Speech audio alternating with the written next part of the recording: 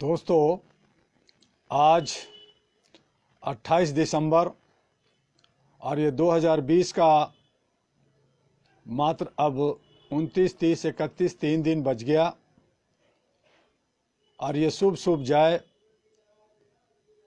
इन्हीं शब्दों के साथ आज का जो हमारा कोट और विचार है कि many people use anger as a weapon, keep humanity as your armour and experience protection. और हम सभी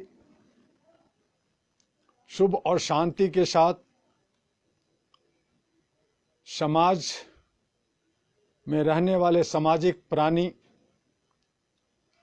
अपने देश से मोहब्बत और प्यार करते हैं। हालांकि एक ह्यूमैनिटेरियन होने के नाते मानवाधिकार को मानने वाले पृथ्वी के हर जीव जंतु, हर मानव, चाहे वो 203 देशों में बटे और फैले हैं, उन तमाम लोगों से हम लोग प्यार और मोहब्बत करते हैं, अमन और शांति का कामना करते हैं और सभी मिल कर के अपनी पृथ्वी को के जीवन को बचाएं, उन्हें सुंदर बनाएं, निर्माण करें, राष्ट्र का, समाज का, परिवार का। तो हम सभी एक मानव, जो कहते हैं कि एक उत्तम प्राणी होता है पृथ्वी का, और उत्तम तभी बनेंगे जब हम उत्तम कार्य को अंजाम देंगे। अगर हम लोग कीड़े मकोड़ों की तरह गलत तरीके से एक दूसरे को नीचे दिखा करके अहम में और सत्ता के लिए, चंद खुशियों के लिए अगर हम जीते हैं तो हम कीड़े मकोड़ों से भी बदतर हैं। उनमें भी कोई सेंस होता है, एक मच्छर में भी बहुत ज़्यादा सेंस होता है। वो अपना शिकार करता है, आपके कानों पे आ करके पहले वो वार्निंग देता है, आपकी आंखें खुली होती है तो वो आप पे वार नहीं करता। तो उसकी जो सहन शक्ति या जो उनकी देखने या समझने की जो शक्ति है, हम उनकी भाषा को नहीं समझते। लेकिन मुझे ऐसा लगता है कि आपसे ज़्यादा बुद्धिमान और चतुर और चालाक है, जबकि एक मानव को चतुर और चालाक और बुद्धिमान कहा गया है, लेकिन वो अपने को पहचानता नहीं और लोगों को कष्ट पहुंचाता रहता है। तो ये होना नहीं चाहिए। सरकार जहां बनती है वो सुशासन के लिए होती है, उसकी देखरेख करने के लिए होती है। जिस तरह से एक परिवार में एक मुखिया को बनाया जाता है कि वो घर की सारी समस्याओं का, चाहे वो स्वास्थ्य से जुड़ा हो, शिक्षा से जुड़ा हो, चाहे वो अन्य घरों की साज सज्जा और बहुत सारी चीज़ों से जुड़ा हो, उसकी वो एक कमांड करता है। एक लिमिटेशन में जो उनके पास पैसे होते हैं उससे वो सारी चीज़ों को अंजाम देता है और कोशिश करता है कि परिवार के हर एक सदस्य को बराबर का हक अधिकार मिले। उसी तरह से समाज की संरचना होती है और देश का भी उसी आधार पे होता है। लेकिन हम जानते हैं और देख रहे हैं कि जिसे हम अपने देख रेख के लिए, निर्माण के लिए जनप्रतिनिधि और लीडर्स बनाते हैं कि वो हमें काम करें, उसके बदले में वो सैलरी लेते हैं, हमारी टैक्स लेते हैं, बदले में DA भत्ता लेते हैं और दुनिया भर की सुख सुविधाएं लेते हैं। लेकिन वो अपने कर्तव्यों से विमुख हो जाते हैं, अपने कर्तव्यों से बहुत दूर चले जाते हैं। और तब अहरा जैसे संस्था, ऑल इंडिया ह्यूमन राइट्स के जो कार्यकर्ता जो भारत और विदेशों में फैले हैं, वो अपने अधिकार और समाज के अधिकार और राष्ट्र के अधिकार की मांग को उठाते हैं। अगर हमारे जनप्रतिनिधि, हमारे नौकरशाह, हमारे कार्यपालिका, न्यायपालिका, विधायिका, हमारी जो मीडिया, स्वयंसेवी संगठन और बहुत सारे जो हमारे ये जो सारे व्यवस्था के अंदर जो इकाइयां हैं, वो सभी लोग अपने अपने ईमानदारी के साथ अपने कर्तव्यों का निर्वहन करें।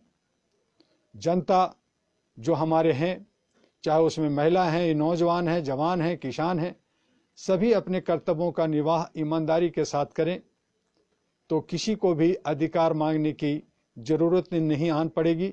और ऐसी सूरत में जो मानवाधिकार पे जो संस्थाएं हैं, चाहे वो all India human rights association हो या अन्य, उन तमाम लोग अपने आप स्वतः ही बंद हो जाएंगे या उनको बंद कर दिया जाएगा। लेकिन हम कर्तव्यों से विमुख होते हैं, कर्तव्यों से दूर होते हैं, एक दूसरे को मारने, गिराने, शोषण करने, उत्पीड़ित करने, दबाने में लगे रहते हैं, भ्रष्टाचार में पिले होते हैं।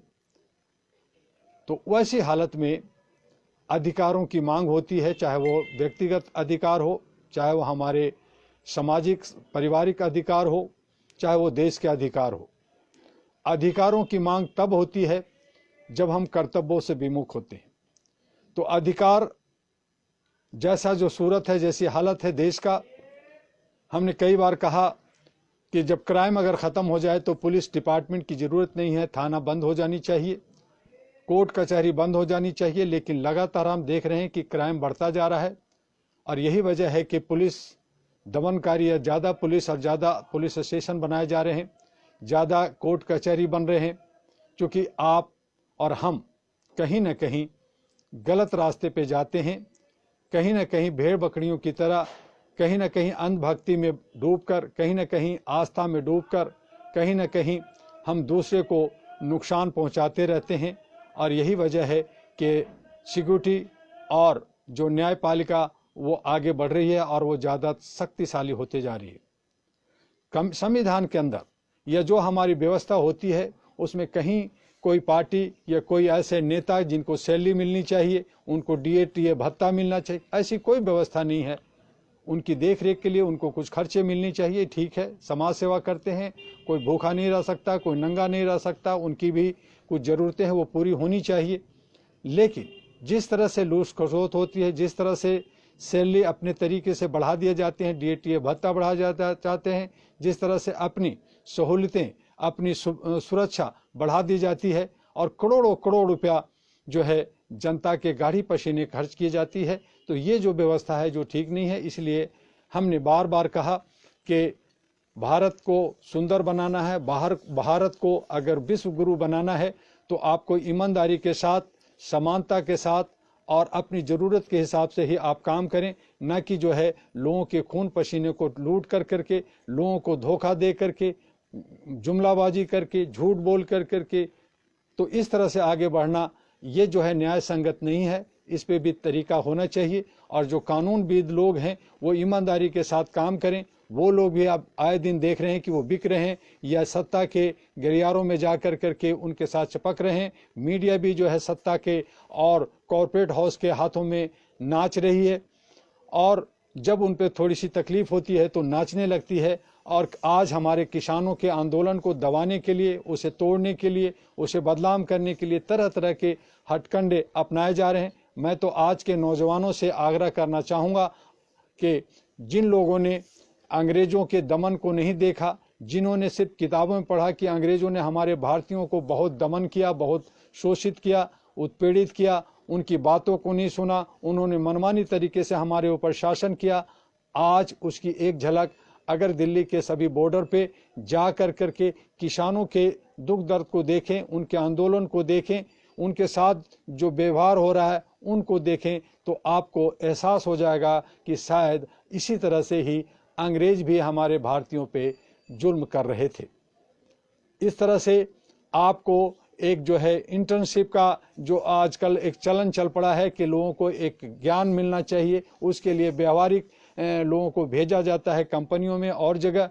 तो आज हमारे नौजवानों को, खास करके जो नौजवान हैं, जो लोग उत्तेजित होते हैं और वही जो है हमारे समाज का, हमारे देश का एक रीढ़ है, उन्हें और जो लोग जो जंतर मंतर पे और जगह धरना प्रदर्शन या बहुत सारे बकवास करते रहते हैं, उनको इन तमाम आंदोलनों को, जो आज किसान का आंदोलन है, उसको देखना चाहिए। ये किसी हिंदू, किसी मुसलमान, किसी सिख या जात धर्म का नहीं है, बल्कि किसान जो अन्नदाता हैं उनका ये एक आंदोलन है, उनकी एक मांग है। और उसकी मांगों को नज़रअंदाज करते हुए सरकार बगलें झाँक रही है, कहीं यहाँ सम्मेलन, कहीं वहाँ सम्मेलन, कभी यहाँ विजिट, कभी वहाँ विजिट, कभी साउथ, कभी नॉर्थ ईस्ट में घूम रही है और तरह तरह की इधर उधर की बकवासें हो रही हैं।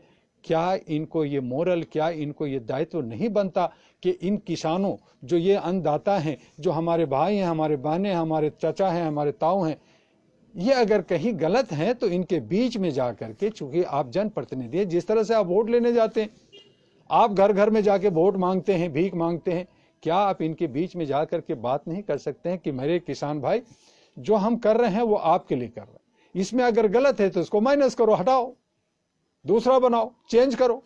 तो चूंकि ये जो है सरकार की दायित्व होनी चाहिए, लेकिन सरकार अपने दायित्वों से विमुख होती है, नौकरशाह सरकार के पट्टू होती है, जो हमारे न्यायपालिका, कार्यपालिका, सिक्योरिटी, हमारे जो मीडिया, ये भी सरकार की पिट्ठू हो गई है।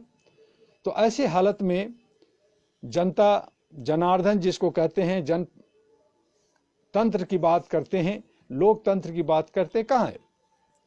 तो ये सारी चीज़ें बेईमानी हो जाती है। और ऐसी सूरत में जो किसान अन्नदाता आंदोलन कर रहे हैं अपनी मांगों के लिए, उसमें तमाम तरह के धर्मों के लोग, तमाम आस्था के लोग, तमाम जात के लोग वहाँ पे सभी जगह सम्मिलित हैं।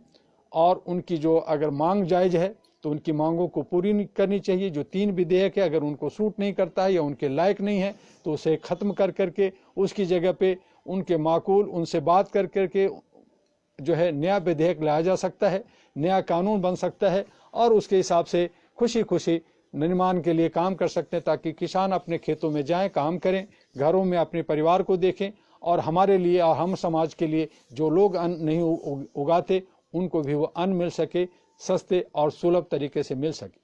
तो जो लोग कॉर्पोरेट हाउस कर करके गलत कर रहे हैं, आज कहते हैं कि वो हमारे देश का है, लेकिन वो कॉर्पोरेट हाउस वो कल गलत हो सकता है, कल विदेशों के हाथ में बिक सकता है, कल विदेश भाग सकता है। तो हम क्या करेंगे?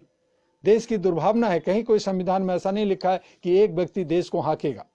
ये जो है यूनियन है, संघ है, सबको मिल कर करके सबकी मतों से देश चलता है, समाज चलता है, उसका विकास होता है। लेकिन यहाँ देखने को आ रहा है कि एक ही व्यक्ति जो कहता है उसको सबको मानना होता है। इस तरह से सभी भेड़ हैं और एक जो है आगे जा रहा है, पीछे पीछे सभी चल रहे हैं और उसकी बातों को मान रहे हैं कि वही सही है और बाकी वो गलत नहीं है। कल वो गलत करते हैं, कल वो भाग जाता है, कल को वो विदेशी हो जाता है, कल आप पे शासन करता है, तो आप उसकी मानते रहेंगे। तो ये सारी चीज़ें जो है भ्रष्टाचार की श्रेणी में आता है और ये मुझे बुरा लगता है। मानवाधिकार के हक में नहीं है, मानवीय मूल्यों के लिए हक में नहीं है और इसको ख़त्म होनी चाहिए, ये हमारी मांग है। और साथ में जो हम लगातार आपको बातें कर रहे हैं, 3 दिन में हमने पूरा साल का भी आपको रिपोर्ट भी देनी है कि हमने पूरे मानवता पे क्या काम किया। हमने कोरोना के आधार पे जो लोग अपने घरों में रहे, अपनी सुरक्षा में रहे, आज भी हैं, उस हालत में भी अहरा जो है लगातार अपने कार्यालय को खोला, अपना काम करता रहा, लोगों को जोड़ने की काम करता रहा, लोगों को सद्बुद्धि और ज्ञान देने की बात करता रहा। जबकि आप सभी ज्ञानी हैं, हम सभी ज्ञानी हैं और इस तरह से भी हम आगे बढ़ रहे हैं। लेकिन जो फ़र्ज है उसे हमें निभा रहे हैं, जो हमारी ड्यूटी है, दायित्व है, हम उसे निभा रहे हैं। और हम ये कह रहे हैं कि कहीं न कहीं हमारे अधिकारों का हनन हो रहा है। इसलिए हम लोग raise your voice on human rights, हम लोग अपने अधिकारों के लिए आवाज़ उठा रहे हैं और आवाज़ उठाते रहेंगे। भ्रष्टाचार बढ़ता जा रहा है, आपकी मनमानी बढ़ती जा रही है, तो इन तमाम चीज़ों को रोकने के लिए हमें काम करना होगा। और जैसा कि आप जानते हैं कि भ्रष्टाचार से पूरा तंत्र, पूरा सिस्टम जो है प्रभावित हो चुका है। जन जन में आक्रोश बढ़ता जा रहा है, मनुष्य अपना सब्र खोता जा रहा है। भ्रष्टाचार की वजह से उन्नति उसकी जो है उसके अपना गुस्सा निकल रहा है। कहीं रोड रेज की वजह से आपस में उलझन, एक दूसरे से गाली गलौज करते हैं या गोली मार देते हैं। कई लोग प्रशासन से इतना क्षुब्ध हैं कि सरकारी कर्मचारियों के साथ भी बदसलूकी पर उतर आते हैं। कहीं लोग पुलिस पर भी अपना गुस्सा उतार देते हैं। कहीं लोग अपने परिवार पर भी गुस्सा उतारते हैं। कभी लोग अपनी पत्नी को प्रताड़ित करते हैं, तो कभी बच्चे को, तो कभी पड़ोसी से उलझ जाते हैं। आदमी में इस तरह से बढ़ते गुस्से का कारण व्यवस्था की खामियां हैं, बढ़ती हुई असमानता की खाई, जिसका प्रमुख कारण भ्रष्टाचार है। पूरी विश्व में विगत 50-60 वर्षों में भ्रष्टाचार तेजी से बढ़ा है। पश्चिम से लेकर पूर्व तक, उत्तर से लेकर दक्षिण तक, हर जगह भ्रष्टाचार की अमर बेल लहरा रही है। हर दशक में भ्रष्टाचार अपना स्वरूप बदलता जा रहा है तथा और भी मजबूत होता जा रहा है। भ्रष्टाचार के खिलाफ जो भी कानून बनाते हैं, उससे ज़्यादा तेजी से भ्रष्टाचार अपना पांव फैला लेता है। मनोवैज्ञानिकों के अनुसार किसी बुरी आदत को छोड़ने के लिए अपने आप पर गुस्सा करना, शरीर को कष्ट देना, उत्तेजित होने या कसमें खा लेने से बुरी आदतें नहीं छूटती, बल्कि वे और भी प्रबल और भी बढ़ जाती है। उदाहरण स्वरूप, सिगरेट पीने वाला कोई व्यक्ति अपनी आदतें से परेशान है और वह बार बार कसमें खाता है कि हम आगे से सिगरेट नहीं पिएंगे, तथा अपने परिजनों को आश्वासन देता है कि वह इस बुरी आदत को जल्दी छोड़ देगा, परंतु सिगरेट पीने की उसकी ललक और भी बढ़ जाती है और पहले यदि दिन में 4 बार सिगरेट पीता था तो बाद में वह 8 बार पीने लगता है। इसका कारण सिर्फ वही है कि जब हम किसी भी बुरी आदत को छोड़ने के लिए तैस में आते हैं, कसमें खाते हैं और लोगों को दिखाने के लिए उसे झूठा आश्वासन देते हैं, तो ये सभी चीज़ें उस आदत के लिए खुराक बन जाती है और वह आदत और भी मजबूत बन जाती है। बुरी आदत छूटने की बजाय और भी मजबूती से व्यक्ति को प्रभावित करने लगती है। ठीक इसी तरह से भ्रष्टाचार के साथ भी हो रहा है।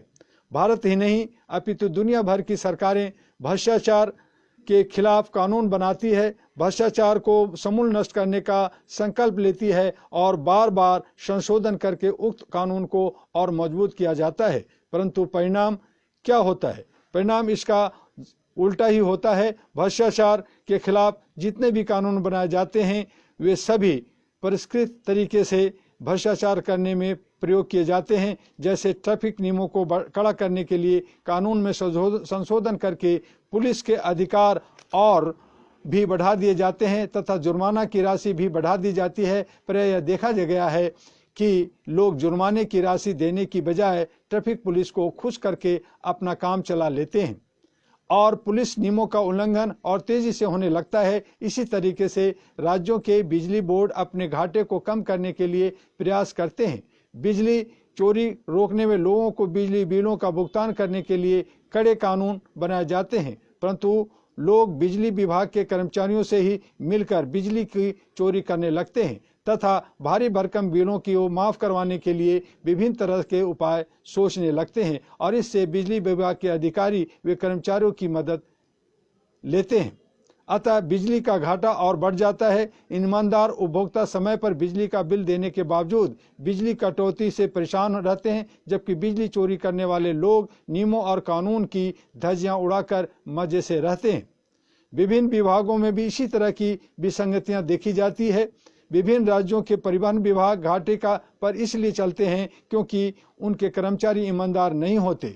सुनने में तो ये भी आता है कि कई बसों में के कल पुर्जों को परिवहन विभाग के कुछ कर्मचारी बाजार में कम दाम में बेच देते हैं। कई जगह यह भी सुनने में आता है कि परिवहन विभाग के लोग डीजल व पेट्रोल भी बाजार में बेचकर अवैध कमाई करते हैं। सोचने वाली बात यहाँ यह है कि अब चपरासी से लेकर मंत्री तक, क्लर्क से लेकर उच्च पदों पर बैठे अधिकारियों तक सारी कमियों को जानते हैं। उन्हें यह भी पता है कि जो भी कानून बनाए जाते हैं उसका पालन नहीं होता है, फिर भी वे खानापूर्ति करके अपनी कर्तव्यों की इतिश्री कर देते हैं। ये स्थिति सिर्फ भारत में ही नहीं बल्कि इस तरह के भ्रष्टाचार से दक्षिण एशिया, दक्षिण पूर्व एशिया, मध्य एशिया, खाड़ी के देशों के साथ साथ अरब, अफ्रीकी महाद्वीप के विभिन्न देशों व दक्षिणी अमेरिका व उत्तरी अमेरिका एवं यूरोप के कई राष्ट्र भी त्रस्त हैं। इस तरह से हम देखते हैं कि जगह जगह भ्रष्टाचार होता है और भ्रष्टाचार को ख़त्म करने के लिए जितनी भी मुहिम चलाई जाती है वह जो है कम है। जब तक हम में खुद एक एहसास नहीं होगा, जब तक हम समाज और देश के ईमानदार नागरिक नहीं बनेंगे, अपनी सोच को नहीं बदलेंगे, तब तक ये बदलाव नहीं हो सकता। आज यही देखने को आ रहा है कि लोकतंत्र में लोग जो हैं वो पिछलग्गू, अंधभक्त और दलाल बन गए हैं और इसी तरह से जिस तरह से अंग्रेजों को लाया गया, मुगलों को लाया गया, राजाओं के चमचागिरी करता रहे और लोग जो है दबे कुचले लोग हैं, वंचित लोग हैं, जो लोग हैं उन सभी को शोषण किया गया।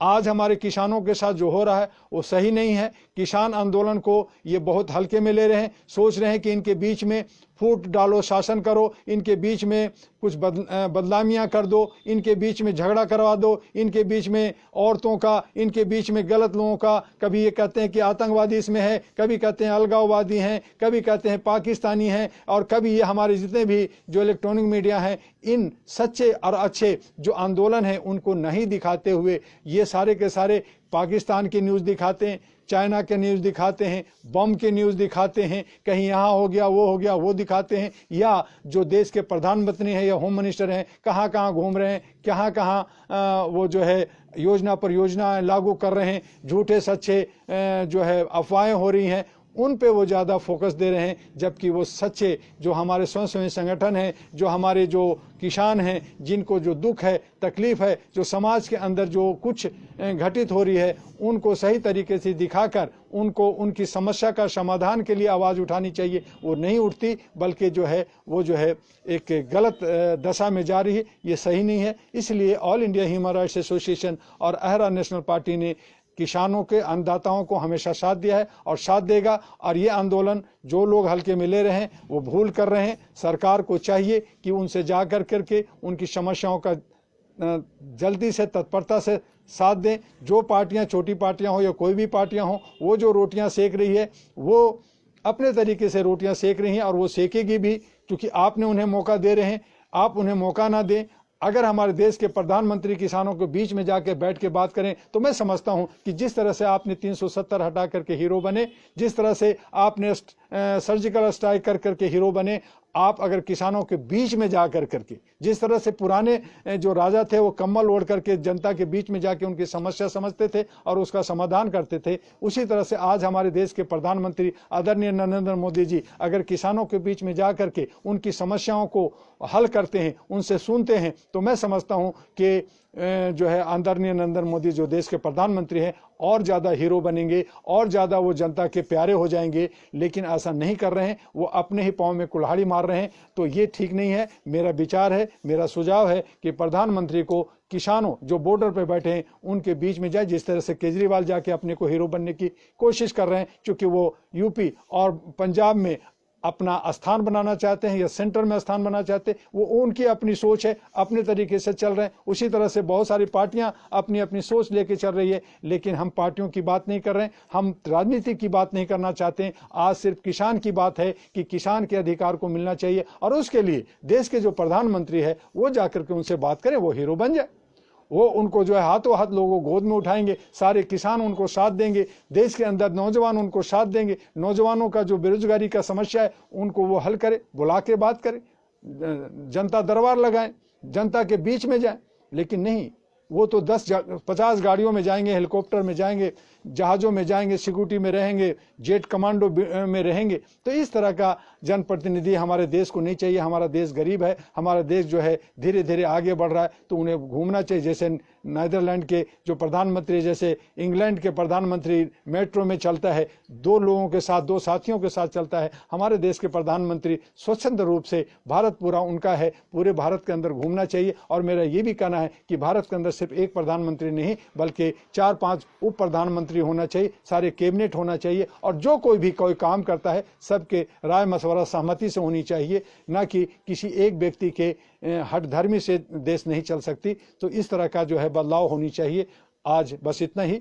हम आपसे कल परसों ह्यूमन राइट्स ने क्या कुछ किया उस पर भी थोड़ी सी बात करेंगे। हालांकि हमने बीच में बहुत सारी बातें की हैं। आप लोग भी अपनी रिपोर्ट, जो हमारे ह्यूमन राइट्स के कार्यकर्ता हैं, जो हमारे 704 सेंटर भारत के 36 राज्यों में हैं, जो विदेशों में हैं, उन तमाम लोगों से हमने कहा है कि आप एक पेज के ऊपर आपने क्या क्या किया है, आपके अगर कुछ फोटोग्राफ हैं, कोई वीडियो हैं जो आपने बना रखा है, या आपने जो काम किया कई बार हमने नहीं देखा, नहीं समझा, उसे जो है अहरा के प्रधान कार्यालय में भेजिए, ताकि उसको एक जगह संग्रहित कर करके उस पर एक जो है पूरा डॉक्यूमेंट्री बनाया जा सके। उसे विदेशों में, देशों में सभी को दिखाया जा सके कि हमारे आंध्रा के लोग, हमारे बंगाल के लोग, हमारे महाराष्ट्र के लोग, हमारे कर्नाटका के लोग, हमारे तमिलनाडु के लोग, हमारे झारखंड के लोग और अन्य राज्यों, बिहार के लोगों ने ये काम किया है, जो मानवता के लिए काम किया है। क्योंकि सरकार और बहुत सारी संस्थाएं, बहुत सारी एजेंसियां यही देखना चाहती है कि अहरा जो 34 साल की हो गई है वो क्या कुछ किया, और बाकी जो संस्थाएं हैं जो बनी है वो क्या कर रही है। क्योंकि सरकार की नज़रें हमारे और आपके ऊपर है। आप जितना ज़्यादा तेज़ी से आगे बढ़ रहे हैं उतने ही